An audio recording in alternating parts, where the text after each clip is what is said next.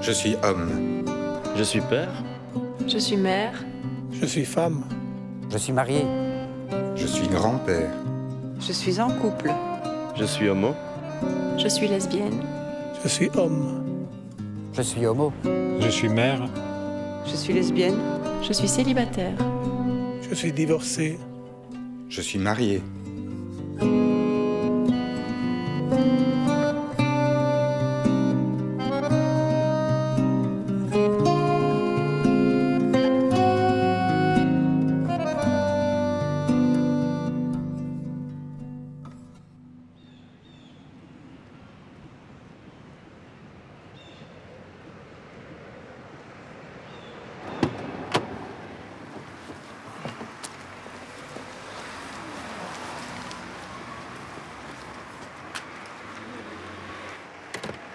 Hey mémé. Maman, maman. Ça va? Tu fais les pièges. Ma petite maman. Les homosexuels, ben, je savais que ça existait. Mais je n'en connaissais pas. Quand je l'ai su, je crois que tu avais 17 ans, hein? Oui. Quand tu m'as dit, j'étais triste parce que je me dis, elle ne sera jamais vive au grand ouvert, là, hein? Ce sera toujours caché. Au début, je me dis, c'est ça, c'est une amourette de jeunesse, ça va passer. Et puis ça n'a pas passé. Je ne voulais pas qu'on critique ma fille, donc je n'en parlais pas. Je me culpabilisais, je me dis qu'est-ce que j'ai fait de bien, qu'est-ce que j'ai mal fait, qu'est-ce que je l'aurais dû faire. Et puis je me suis dit, après, c'était un fait. Qu'est-ce que je pouvais faire d'autre?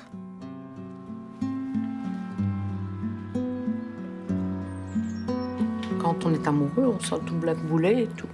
Mais après, on se dit, ben, on n'est pas tout à fait dans les mêmes codes que la société, donc on se sent différent. On lit, on découvre qu'on est dans les pathologies au niveau de la psychiatrie. Et puis on a toute la famille, tout ça à expliquer. C'est pas facile, quoi. Et en même temps, on est super amoureux, donc c'est difficile. On se sent super content, super heureux, et en même temps, on n'est pas très bien avec toute la société, quoi.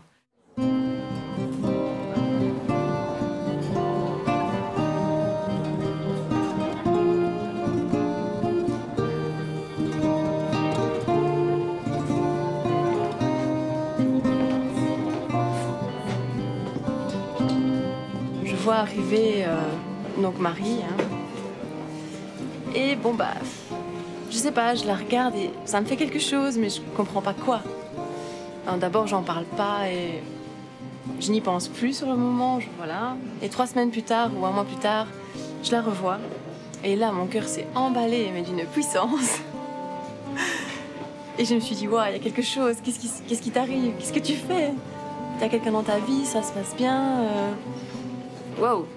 Et j'étais mais chamboulée, c'était le cœur qui battait à fond, les papillons dans le ventre, là, c'est pas un mythe, hein, c'est vrai, ça arrive.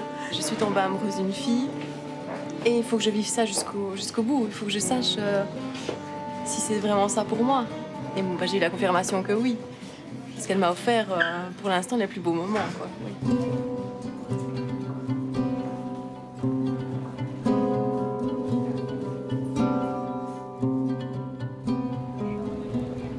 Être homo, lesbienne, bi, c'est pas un choix ou c'est pas, en tout cas, pas un tort. C'est comme ça. Maintenant, le choix que tu peux faire, c'est de le vivre ouvertement, de vivre ton orientation, de ne pas le cacher. Et donc là, c'est pas avouer, c'est s'assumer et faire son coming out, le dire aux autres pour qu'effectivement on tienne compte de cette partie de ta personnalité qui n'est pas ta personnalité complète. Hein.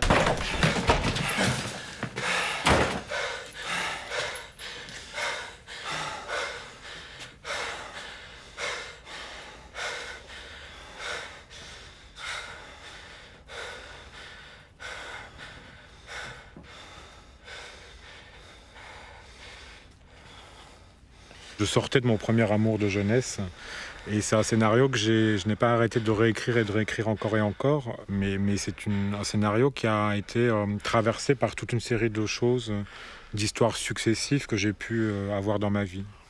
Je voulais approcher cet amour-là avec une part de ludique, une part de naïveté, une part de joie de vivre aussi, pour mieux le fracasser contre le mur d'ailleurs, mais je pense qu'il fallait que ça existe dans cette joie et dans des personnages qui sont ensemble, mais de manière aussi décomplexée. Détends-toi, je suis en train d'assumer ma sexualité. Là. Oui, s'il vous plaît, voilà. Messieurs, dames, s'il vous plaît, est-ce que tout le monde m'entend jusqu'au rayon fromage là-bas? D'abord, je peux vous présenter ma princesse là qui est un peu toute gênée. Ma princesse, elle s'appelle Monsieur Polo Moirot. Voilà, comme ça, vous le connaissez. J'ai pas évité l'émotion qui peut venir d'un personnage qui, à un moment, vit très bien en étant caché et qui est dans la rue et dont son copain a des gestes qu'il trouve déplacés. Enfin, c'est des choses que deux garçons vivent. Enfin, nécessairement, n'importe quel couple passe par là. Même si ça va très bien dans le privé, il y a la manière de sortir dans la rue. Allez, oh! Lâche-moi, ne me touche pas ici, putain. Ça va, tu me diras quand est-ce que je peux te toucher, puis comme ça on sera bien, d'accord? C'est très bien comme ça. Tu fais pas de scandale ici déjà, tu fais comprendre que je suis du quartier, là, tout le monde me connaît. Alors t'arrêtes de me prendre la tête, putain. Je voulais pas prendre ta tête, je voulais prendre ton bras.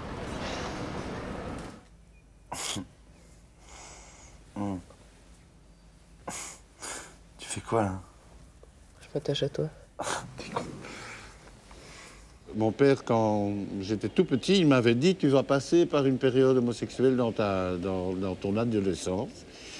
Il était passé par là, donc je suppose que mon père, il a lutté contre son homosexualité aussi. Mais donc il a dit pendant l'adolescence, tu vas passer par une période, tu dois lutter et tu vas voir à un certain moment, tu vas vaincre et tu vas trouver la femme qui, etc. Mais donc c'était aussi tout à fait dans l'idée que l'homosexualité, c'était un passage d'adolescence, c'était une espèce de maladie ou d'immaturité ou quoi. Et donc, je ne sais pas pourquoi, il m'a dit ça, parce qu'à mon frère, il n'a pas dit ça. Mais moi, j'y ai cru. Une fois que je l'ai annoncé chez moi, ça n'a pas été facile, surtout pour ma maman. Elle a dit oui, on était parents, on est là pour prendre les fardeaux des enfants. Donc là, c'est ce que tu fais, tu nous donnes ton fardeau. Et c'est vrai que moi, quand je leur ai annoncé, je me suis sentie bien, mais libérée. Donc j'ai eu cette culpabilité de leur donner une souffrance pour me soulager d'une. Je pense qu'elle a eu peur un peu du « qu'en dira-t-on ». Elle m'a dit quoi, quand on va me demander comment tu vas, je vais devoir dire quoi à ma fille Gwyn. On n'a pas envie d'être rejeté par ses parents. C'est les personnes c'est grâce à eux qu'on est au monde, qui nous ont élevés, qui nous ont fait grandir. Et puis alors après, on n'a pas envie de les décevoir. Et le fait de ne pas être dans le modèle, dans le moule de la société, eux ont l'impression de devoir se justifier autour. Donc on n'a pas envie de les mettre dans cette épreuve. Alors bon, d'abord on affronte le regard des parents, et puis s'il est compatissant, tant mieux. S'il ne l'est pas, c'est encore une déception plus grande, quoi. Tout ce qu'on entreprenait, il fallait qu'on le fasse à fond et mieux que tout le monde. Parce que sinon les gens allaient dire « Ah ben voilà, s'ils échouent, c'est parce qu'ils ont des parents homo, quoi. » C'est normal, vous avez des parents homo, vous n'avez pas su être bien éduqués, et donc, fatalement, CQFD, vous échouez. Et pour tout, c'est pour tout. Le message qu'on vous a passé, c'était vous pouvez être infernal à la maison, mais à l'extérieur, vous devez être parfait. C'est vrai, on ne s'en fout pas d'être appelé à l'école si vous faites des bourdes. Mais enfin, gardez votre sale caractère à la maison, déjà. Donc, il fallait pas qu'on puisse dire bah, « Attends, ils ont pas réussi à l'école. » C'est parce que... T'as vu le contexte familial? T'as vu le contexte familial? C'est normal, hein. Il y a une espèce de pression qu'on se met en se disant il faut qu'on soit excellent. Alors que si tu as eu des parents misérables, ben, finalement, tu te dis on peut faire que mieux, quoi. Voilà. Ça doit être moins stressant, ça. C'est con, ça. Qu'on a fait ce qu'il fallait.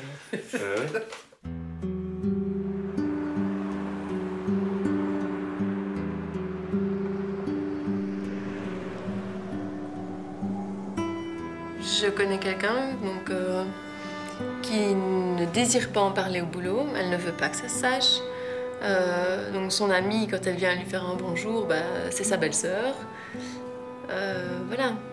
Pourquoi? Parce que l'ambiance au travail chez elle est, je dirais, pas fermée, mais voilà, c'est les blagues un peu salaces, un peu lourdes, qui fusent entre les collègues. Et elle, au milieu de ça, elle se voit mal avouer son homosexualité. Le deuxième jour où je suis arrivée ici, mon équipe m'emmène manger à l'extérieur. Et la question de « Ah, est-ce que tu as un copain ?» arrive sur la table. À l'époque, j'avais ma copine. Donc je dis « Ouais, j'ai pas de copain, mais j'ai quelqu'un dans ma vie. Mais voilà, c'est une copine que j'ai. » Non, mais j'ai rencontré quelqu'un. Et au Tibet. Ouais. Ah, alors, vas-y. Mais donc hier, on s'est vu, on était boire un verre. Voilà, pourquoi de la tronche tibétaine. Pourquoi je suis fatiguée ce soir, voilà. Mais je suis rentrée à minuit, donc ça va. Quand on ne connaît pas vraiment les gens à qui on s'adresse, on se demande toujours leur degré d'ouverture d'esprit, comment est-ce qu'ils considèrent l'homosexualité. Mais à la fois, j'ai tellement pas envie de mentir autour de moi que je me suis lancée. Et j'ai bien fait. Quand mes collègues parlent de leur week-end, de leur vécu, de leurs femmes, de leurs enfants, ou je mens et je m'invente une vie, mais quand mentir à des collègues en tant que policier quand on ment, c'est pas très cohérent, quoi. Nous qui sommes à la recherche de la vérité, si on doit commencer à mentir sur sa propre réalité, ça passe pas. Quand ils m'ont connu d'abord hétérosexuel et puis que j'ai fait mon coming out, effectivement, ça interpelle, il se pose beaucoup de questions, non seulement sur mon parcours, pourquoi on devient homosexuel, comment on devient homosexuel, d'où vient cette différence, et je pense qu'ils se posent ces questions aussi par rapport à leurs propres enfants, parce qu'ils sont des enfants en bas âge, qui grandissent, et puis ils se disent, mais voilà, mais comment est-ce que moi je vais réagir si un jour ma fille ou mon fils me dit je suis homosexuel. Donc ça les intéresse. C'est une curiosité dans le bon sens du terme. C'est vraiment marqué de l'intérêt pour la différence et pour comprendre, pour apprendre.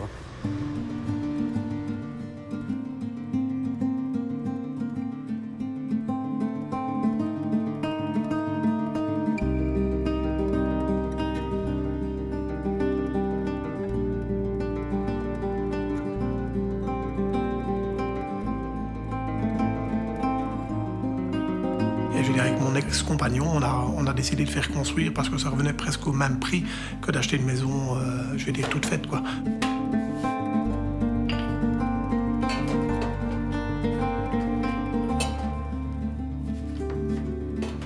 D'abord, on ne se tenait jamais par la main, jamais un bisou sur la bouche devant tout le monde, même dans le jardin, parce que les voisins risquaient de nous voir. Malgré qu'ils savaient qu'on était homo, on ne se faisait jamais un bisou ni un câlin dans le jardin. Et c'était exclu, quoi. Même la fête de quartier, jamais. Pourtant, les gens sont au courant, quoi. Le premier appart que j'ai eu, c'était dans un quartier tout près de Sainte-Marguerite. Mais les propriétaires avaient l'air très sympathiques et on a vite eu des problèmes avec mon ex-colocataire. Et on a tout de suite eu des remarques, ne ramenez personne, personne ne doit dormir. Et votre colocataire ne doit pas non plus ramener des amis bizarres à lui, sinon on va être la risée du quartier. C'était un peu bizarre, quoi. Il s'est avéré qu'un jour, voilà, on va visiter un appartement à Liège. On visite un 2 chambres et puis finalement, ça ne nous correspond pas et le loyer est trop cher, donc on demande à visiter le 1 chambre. Le propriétaire, dans un premier temps, n'a pas compris. Il se dit, non, c'est un appartement 1 chambre et vous êtes 2 hommes, vous voulez visiter le 2 chambres. Et non, on veut visiter le 1 chambre. Finalement, on n'a jamais pu visiter le 1 chambre et on n'a pas eu d'appartement. Et il s'est avéré qu'apparemment, le propriétaire a préféré louer l'appartement à un couple dit plus stable. Si j'avais eu un cours à 12 ans qui expliquait que l'homosexualité n'était pas une maladie, mais quelque chose qui existait et qui était tout à fait dans la nature, peut-être ma vie aurait été différente.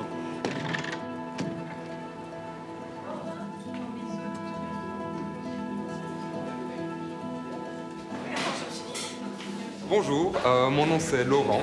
En fait, j'ai 34 ans et je suis gay. Je me suis découvert une attirance pour les garçons quand j'étais jeune ado. À côté de ça, je suis en couple depuis 15 ans. Et donc on a une maison avec mon compagnon, Francis. Et dans cette maison, on aura la chance dans 3 mois d'accueillir un petit enfant qui sera notre enfant. Quand vous aurez votre petit enfant, vous allez réagir comment? Comme vous êtes parent, comment vous allez lui expliquer au petit que vous êtes gay et que... Comment... On va apprendre à l'élever, à le changer, à le nourrir, à le coucher, à comprendre pourquoi il va pas bien ou pourquoi il va bien. Et puis par rapport au fait qu'on est gay, on va pas lui expliquer, et ça va être de fait, il va voir qu'il a 2 papas.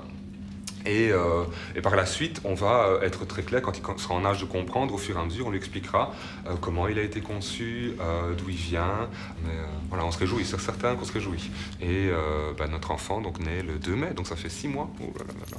Ça fait 6 mois. Et on ne veut pas connaître le sexe. Et si à un moment donné, c'est un garçon ou une fille et qu'il me dit « Ah, mais ma copine c'est Kelly » ou « Ma copine c'est... » On va pas dire « Non, pas de fille. » Elle sera copine ou elle sera copain, copine, à qui il veut. L'homosexualité n'est pas un choix. Ce serait d'ailleurs un drôle de choix que de faire le choix de la discrimination, le choix d'avoir des difficultés supplémentaires. Je pense que le seul choix qu'on puisse avoir, c'est de l'assumer, de le révéler aux autres et de bien le vivre.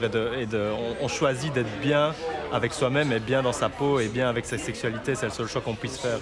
Mais on ne choisit pas d'être gay, lesbienne ou même hétéro. Oui, dans mon appart. Oh, on se fait ça dans le jardin.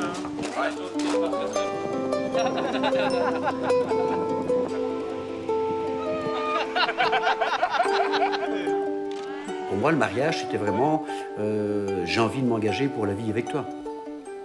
C'est l'alliance de deux personnes qui ont décidé de s'unir, de partager leur quotidien ensemble et de se projeter vers l'avenir. Mais c'est aussi publiquement dire, voilà, je suis marié. Le fait de vivre avec Fabrice depuis 12 ans maintenant, je ne suis pas célibataire, je suis en couple et je suis marié. Et j'ai cette joie-là et ce plaisir de pouvoir le dire et de pouvoir l'écrire et le rappeler parfois. C'est pas le droit au mariage qui était réclamé, ou la possibilité de se marier.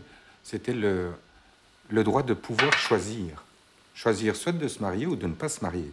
C'est quelque chose qui, pour un hétérosexuel, c'est une question qui ne se pose pas, parce que quel que soit l'hétéro qui est né à l'heure actuelle, il sait que de toute façon, il aura le choix.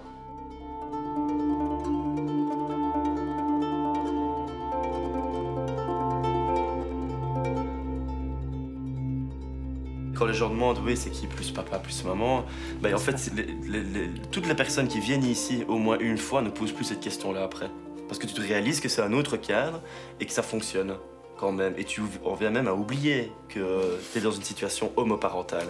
Parce que c'est ça qui est énervant aussi. C'est tout le temps de se réduire à l'homoparentalité. Ouais. Alors que tu as juste envie de dire famille, quoi. Ouais, tout le monde t'appelle Nanou, en fait. Ben oui. Ce qui est marrant, c'est comme si... c'est comme papa. C'est comme si tout le monde t'appelait papa. Si tu me prends l'exemple de mes mamans, bon, c'était aussi à une autre époque, c'était il y a 25 ans, et elles ont vécu leur homosexualité bien avant la naissance de ma sœur et moi. Donc c'était tout à fait une autre époque, c'était d'abord un coming out familial. Il fallait que ce soit... Alors évidemment, si les familles n'acceptent pas, on ne va pas non plus s'exposer au grand public, ça c'est d'ailleurs une première chose. Maintenant, il y a quand même toujours cette difficulté-là dans les familles, mais pour les plus jeunes générations, on remarque quand même que le coming out se fait de plus en plus tôt aussi.